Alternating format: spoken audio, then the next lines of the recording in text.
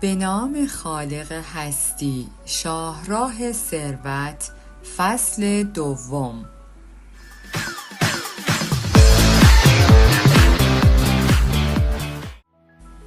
قبل از اینکه خواندن کتاب را آغاز کنم، از شما دوستان عزیزم درخواستی دارم. لطفاً در صورت تمایل ما رو لایک و به دوستان خود معرفی کنید.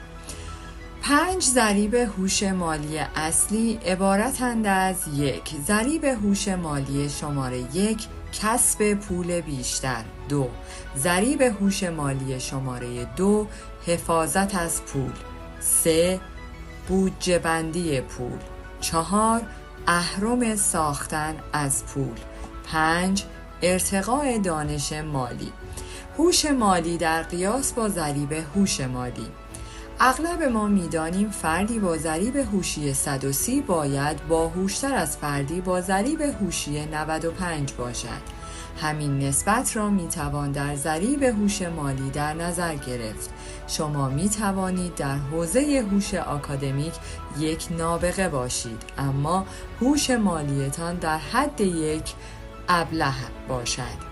اغلب از من میپرسند فرق بین هوش مالی و ضریب هوش مالی چیست؟ پاسخ من این است: هوش مالی بخشی از هوش ذهنی ماست که در حل مشکلات مالی از آن استفاده می‌کنیم. ضریب هوش مالی مقیاس سنجش این هوش یا نحوه تعیین کمیت هوش مالی ماست. به عنوان مثال، اگر درآمد من $100,000 است و 20% آن را مالیات می‌دهم، نسبت به کسی که $100,000 درآمد دارد و 50% آن را مالیات می‌دهد، هوش مالی بیشتری دارم.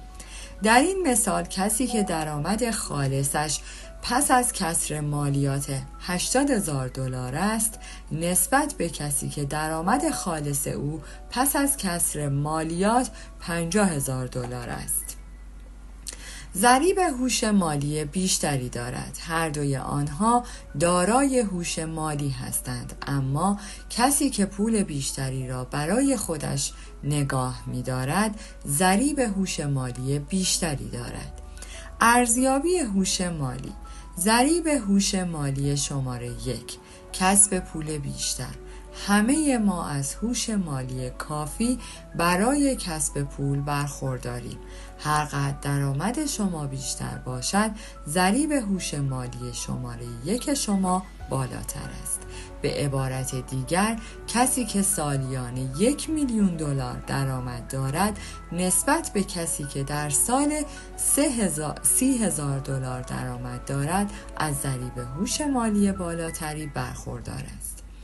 چنانچه هر یک از آنها سالیانه $1,000,000 درآمد داشته باشد، کسی که نسبت به دیگری مالیات کمتری می‌دهد، همان شخصی است که از ضریب هوش مالی بالاتری برخوردار است، زیرا او با توجه به بهره برداری از ضریب هوش مالی شماره 2 حفاظت از پول به هدف دستیابی به یکپارچگی مالی نزدیکتر است.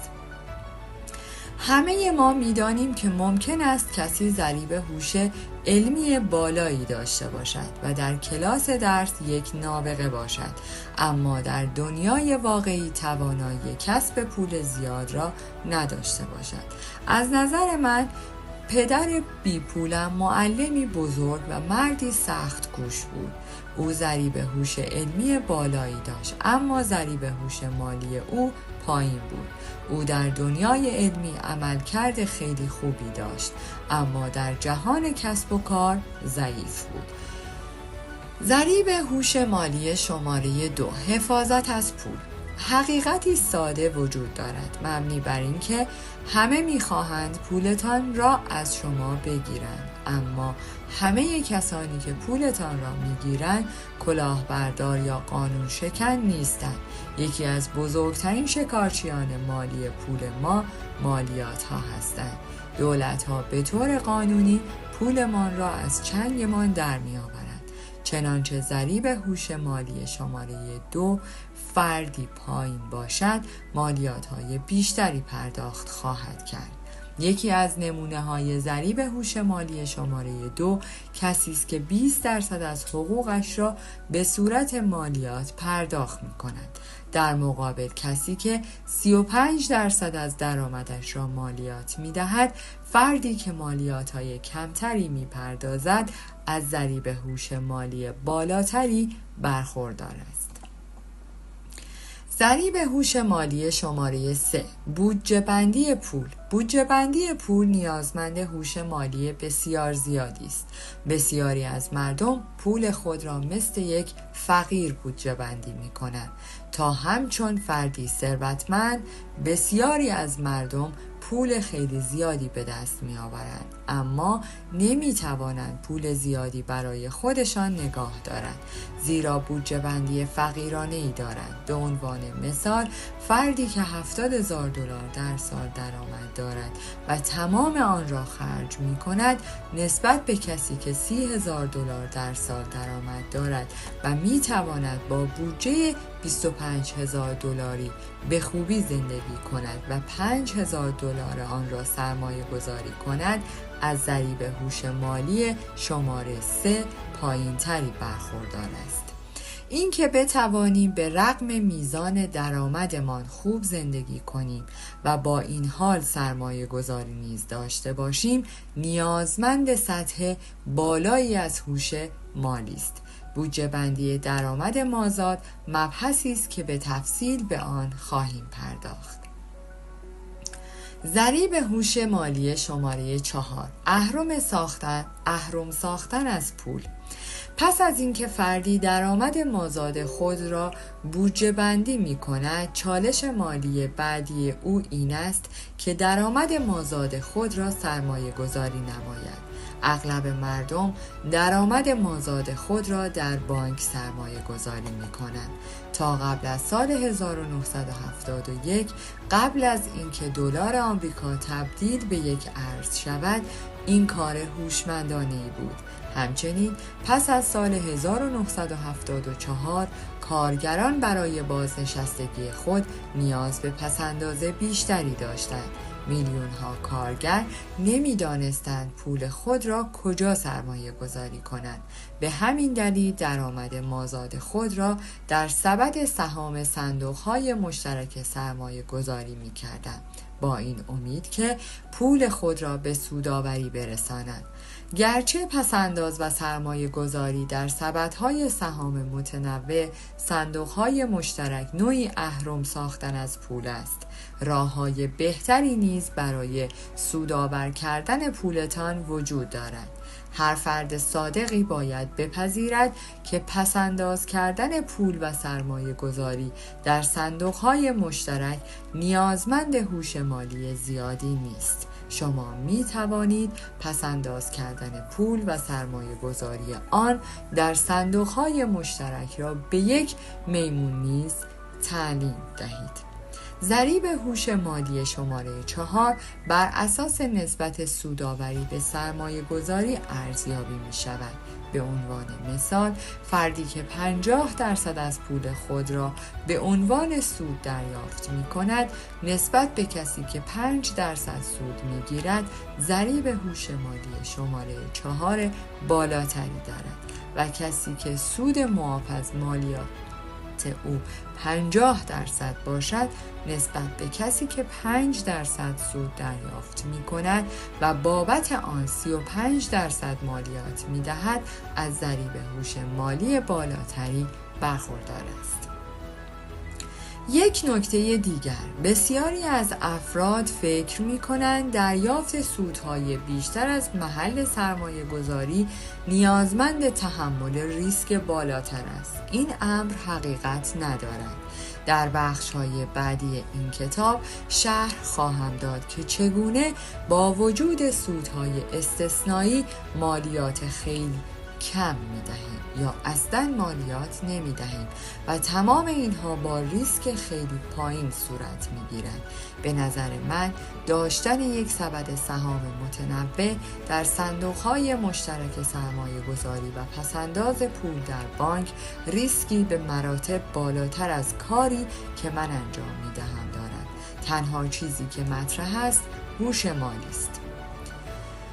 ضریب هوش مالی شماره 5، ارتقاء دانش مالی. در این جمله نکته بسیار خردمندانه‌ای نهفته است. قبل از اینکه بتوانید بدوید باید راه رفتن را بیاموزید. این امر درباره هوش مالی صدق می کند. پیش از آنکه مردم بتوانند یاد بگیرند که چگونه از محل سرمایه گذاری خود صاحب سودهای چشمگیر شوند، ضریب هوش مالی شماره 4، اهرم ساختن از پول، باید نحوه راه رفتن را بیاموزند. بدین معنا که اصول و بنیانهای هوش مالی را فرار بگیرند.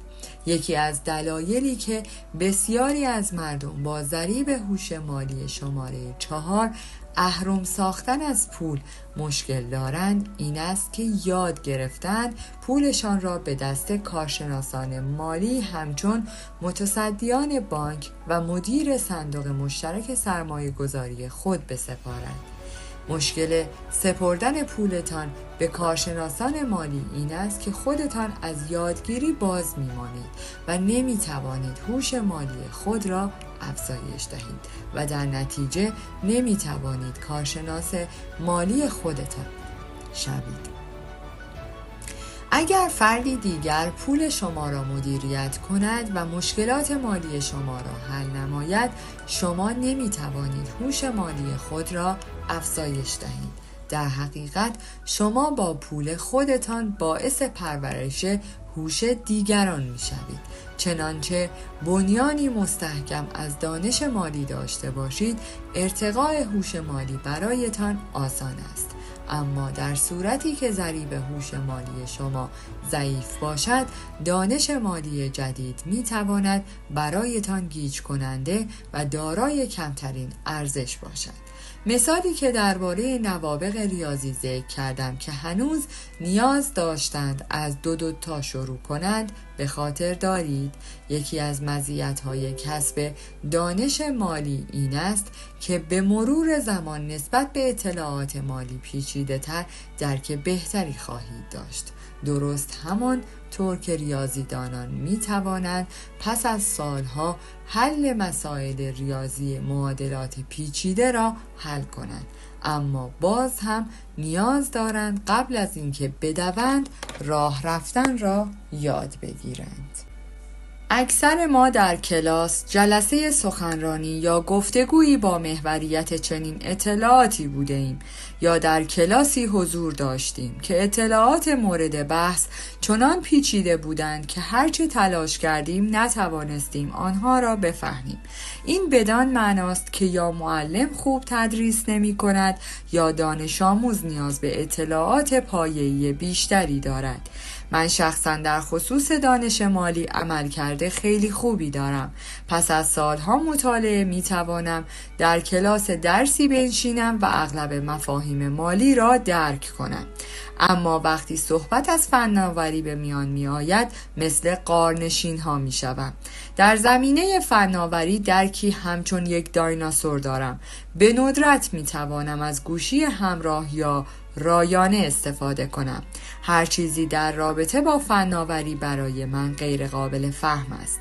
وقتی صحبت از ضریب هوش فناوری به میان می آید، ضریب هوشی من 0 است.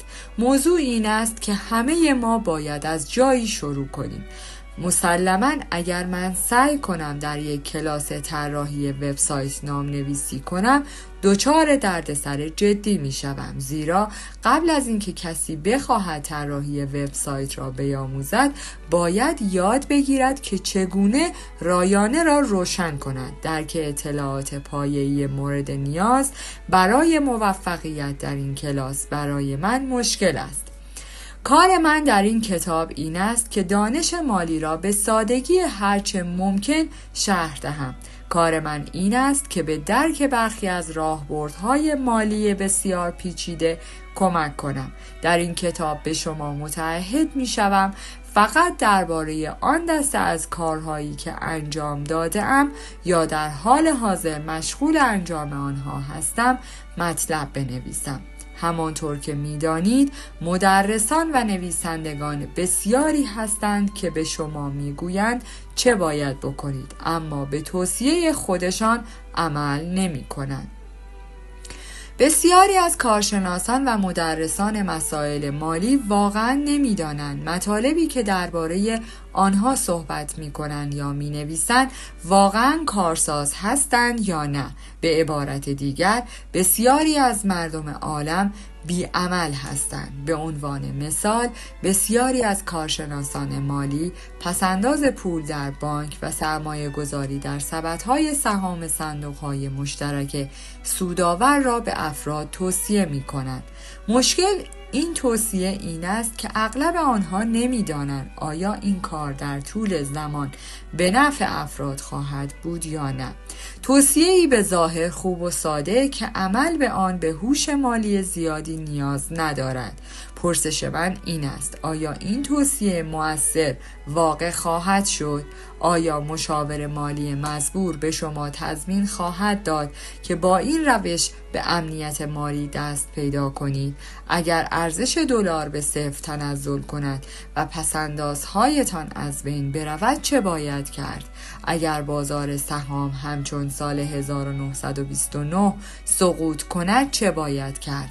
آیا این سبد سهام سودآور صندوق مشترک پس از وحشت و فروپاشی بازار سهام پابرجا خواهد ماند؟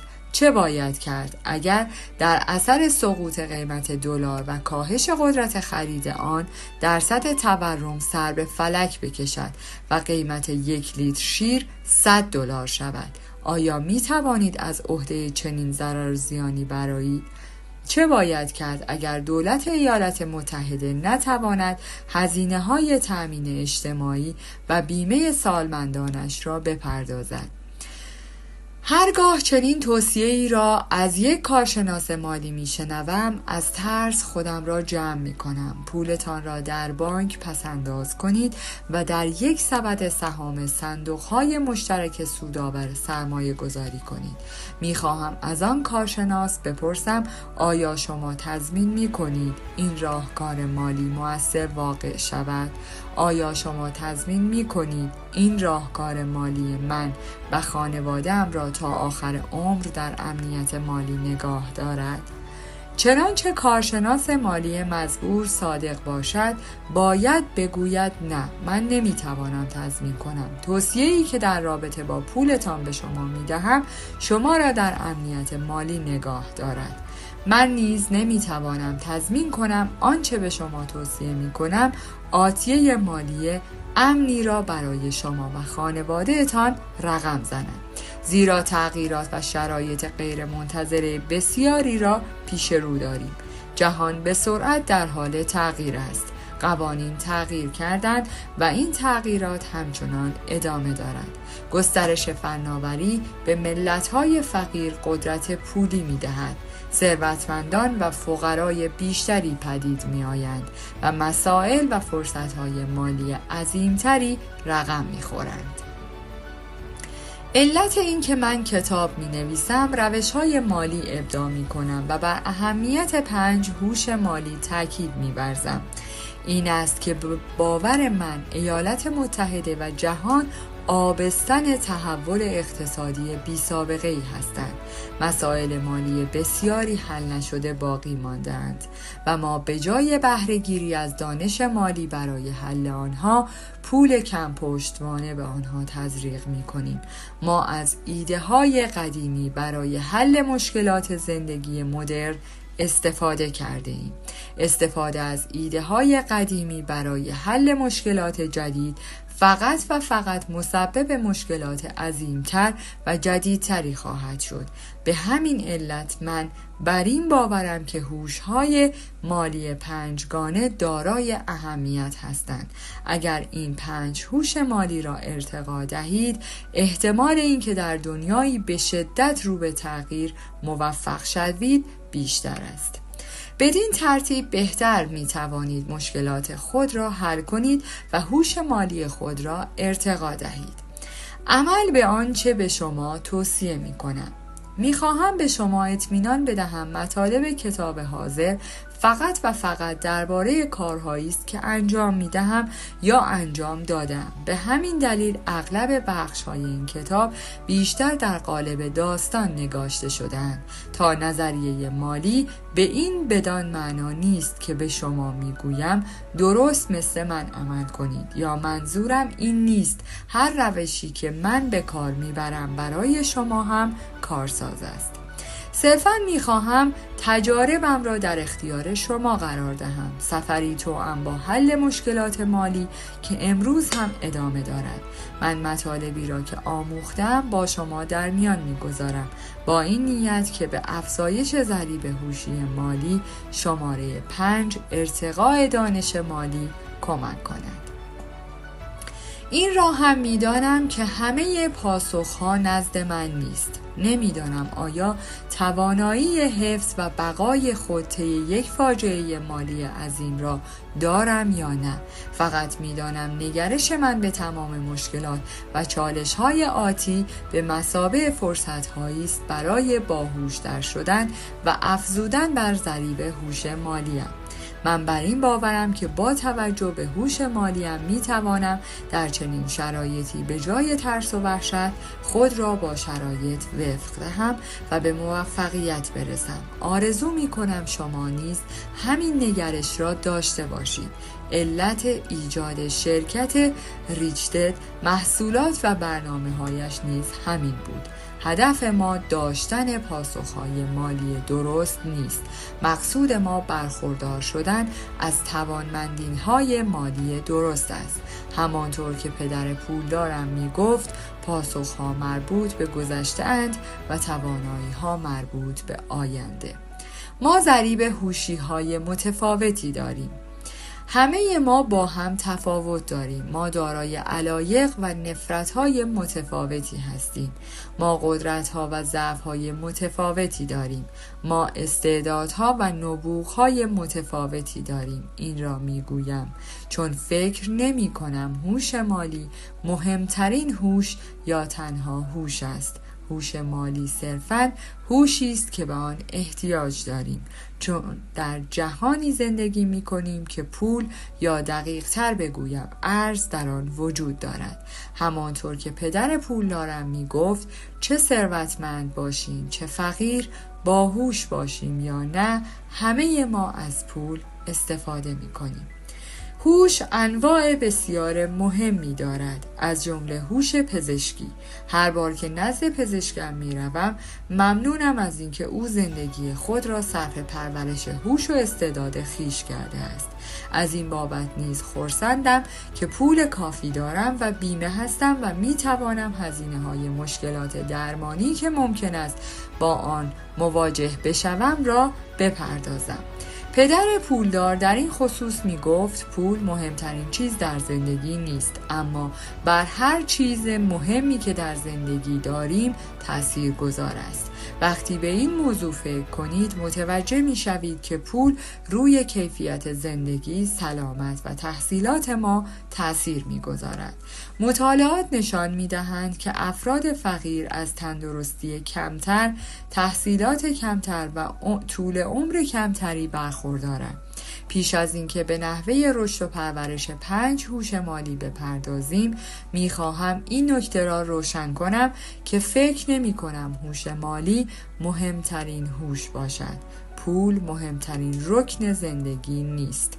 با این وجود اگر قدری تأمل کنید و بیندیشید در میابید که هوش مالی بر بسیاری از چیزهایی که برای شما و زندگیتان مهم هستند تأثیر گذار است. انواع دیگر هوش‌ها. امروزه شماری از هوش‌های متفاوت را می‌شناسیم که برای بقا و پیشرفت در جامعه به آنها نیاز داریم. 3 هوش مهم عبارتند از 1. هوش آکادمیک یا علمی. هوش آکادمیک عبارت است از توانایی ما برای خواندن، نوشتن، انجام عملیات ریاضی و پردازش اطلاعات. این هوش بسیار مهم است. ما از این هوش برای حل مسائلی از قبیل اینکه بدانیم کجا و چه زمان ممکن است طوفان شود و باید انتظار چه نوع ویرانی را داشته باشیم استفاده می‌کنیم. 2. هوش حرفه‌ای، هوشی که برای کسب یک مهارت و درآمد حاصل از آن به کار گرفته می شود. به عنوان مثال یک پزشک سالیان سال از عمرش را صرف پرورش این هوش بسیار مهم می نماید و در عوض این مهارت برای او درآمد قابل توجهی تولید می کند و در عین حال مشکلات بسیاری از مردم را برطرف می نماید. به عبارت ساده، هوش حرفه‌ای هوشی است که برای حل مشکلات مردم از آن استفاده می‌کنیم و مردم حاضرند بابت راه حل‌هایمان به ما پول بدهند. اگر اتومبیل من خراب باشد خیلی خوشحال می‌شوم به یک مکانیک پول بدهم تا آن را برایم تعمیر کند. من با کمال میل به مستخدم خانه بابت خدماتش پول می‌پردازم. او مشکل بسیار بزرگی را برای من و همسرم حل می کند. او در زندگی ما جایگاه مهمی دارد. در کسب و کارهایی که دارم ابعاد متفاوت کارها توسط افراد متفاوتی انجام می شود. این افراد دارای مهارت‌های بی‌نظیر در زمینه روابط انسانی و نیز رشته‌های فنی هستند. این افراد با هوش‌های متنوعی که در خود پرورش داده‌اند در کسب و کارهایم اهمیت اساسی دارند. یکی از درس‌های مهمی که از پدر پولدار گرفتم این بود که کسب و کارهای متفاوت نیازمند هوش‌های فنی متفاوت هستند.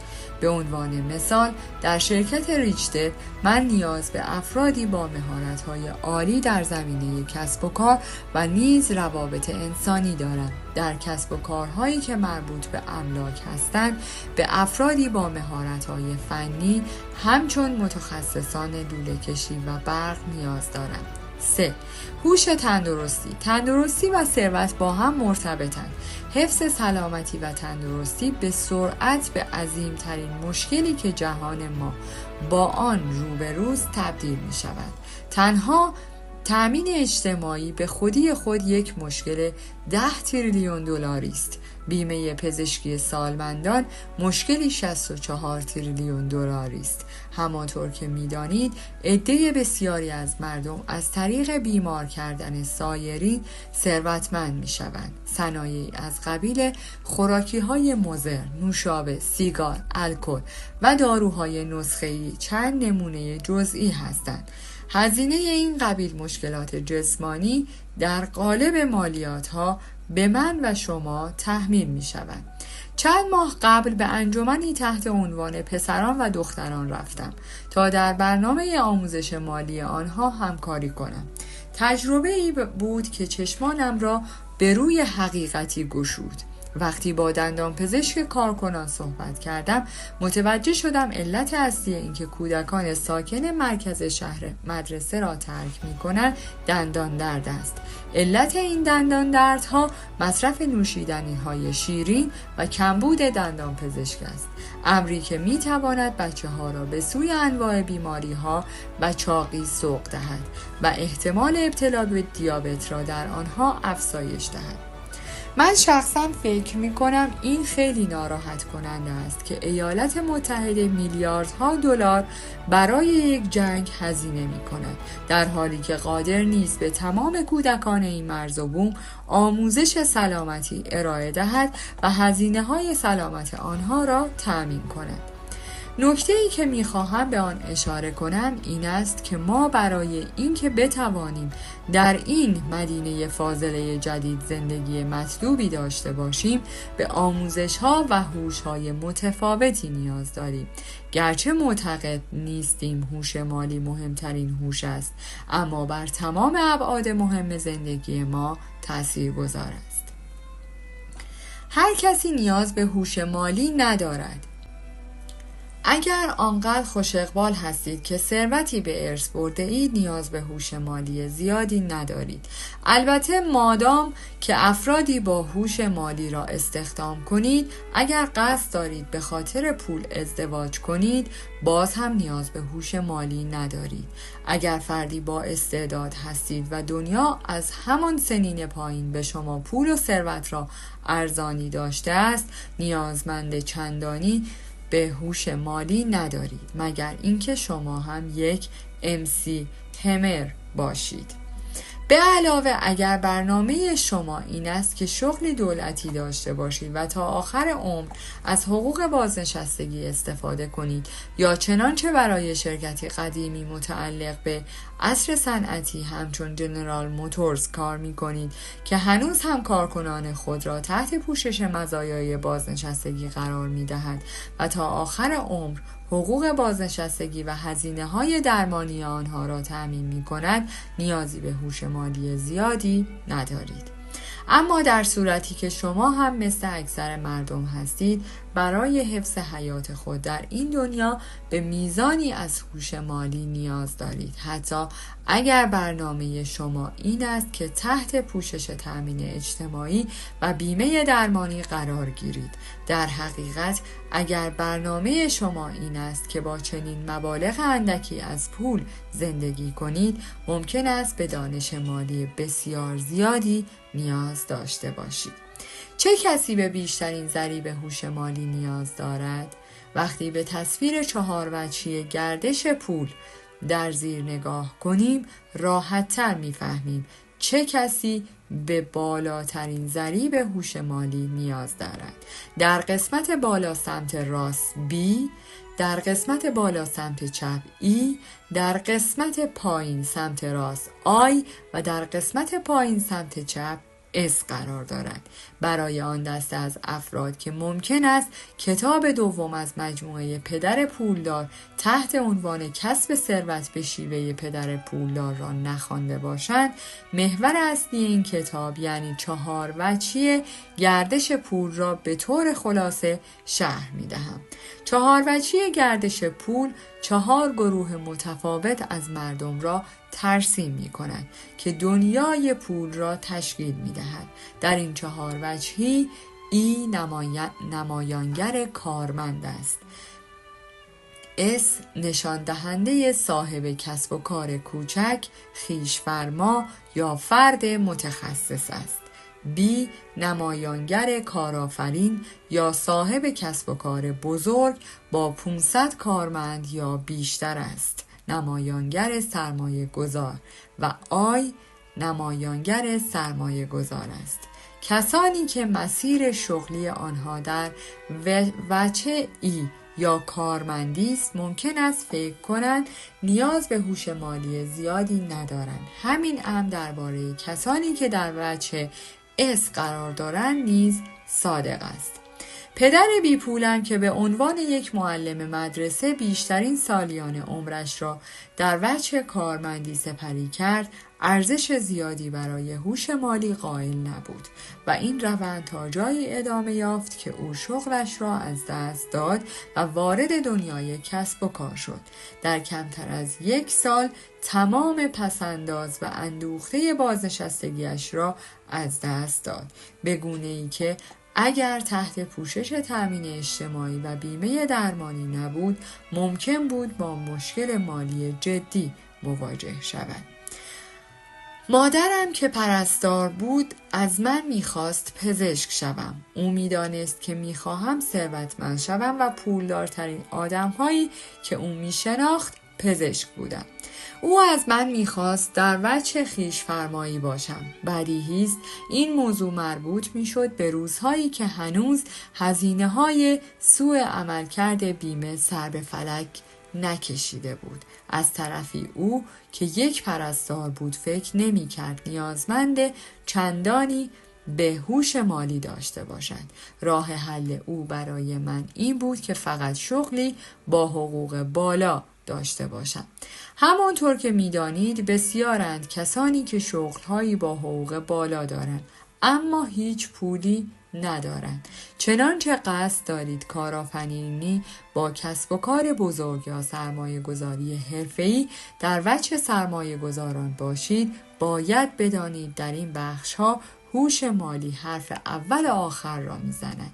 برای کسانی که در وجه‌های کسب و کارهای بزرگ و سرمایه گذاری فعالیت می‌کنند، هوش مالی حائز اهمیت است، زیرا درآمد این وجه‌ها وابسته به این هوش است. در وجه صاحبان کسب و کارهای بزرگ و سرمایه گذاران، هر قدر هوش مالی شما بالاتر باشد، درآمدتان بیشتر خواهد بود. پدر پولدار به من می گفت تو می توانی پزشکی موفق و در عین حال فقیر باشی. می توانی یک معلم مدرسه موفق و فقیر باشی، اما نمی توانی یک کارآفرین یا سرمایه گذار موفق باشی و فقیر هم باشی. در وجه کارآفرینی و سرمایه گذاری پول معیار موفقیت است. به همین دلیل است که هوش مالی از چنین اهمیتی برخوردار است. به طور خلاصه پس از سال 1971 دلار تبدیل به یک ارز شد. در سال 1974 صاحبان کسب و کار از پرداخت حقوق مادام العمر به کارکنان خودداری کردند. در نتیجه این دو تغییر عمده، هوش مالی جایگاهی مهمتر از همیشه پیدا کرد. در این حال که هوش مالی برای همه مهم است، اما برای برخی افراد به ویژه کسانی که در مسیر کارآفرینی و سرمایه گذاری هستند اهمیتی حتی بیشتر دارد. اگر قصد دارید از طریق کارآفرینی و سرمایه گذاری به ثروت دست پیدا کنید، شناخت 5 هوش مالی برایتان مهم است و باید بدانید که آنها را در مدرسه یاد نخواهند داد. به طور خلاصه این 5 ضریب هوش مالی عبارتند از: 1. ضریب هوش شماره 1 کسب پول بیشتر. 2. حفاظت از پول. 3. بودجه بندی پول. 4. اهرم ساختن از پول. 5. ارتقاء دانش مالی. هوش مالی هوشی است که از آن برای حل مسائل مالی خاص معیارهای ضریب هوش مالی، کمیت‌ها یا نتایجمان بهره می‌گیریم و حالا می‌پردازیم به ضریب هوش مالی شماره 1 کسب پول بیشتر. در پایان از شما دوستان عزیزم می‌خواهم برای حمایت بیشتر ما کانال ما را به دوستان خود معرفی کنید. برای انرژی بیشتر ما رو لایک کنید و برای ادامه پرقدرت‌تر سابسکرایب. تا درودی دیگر، درود و 200 بدرود.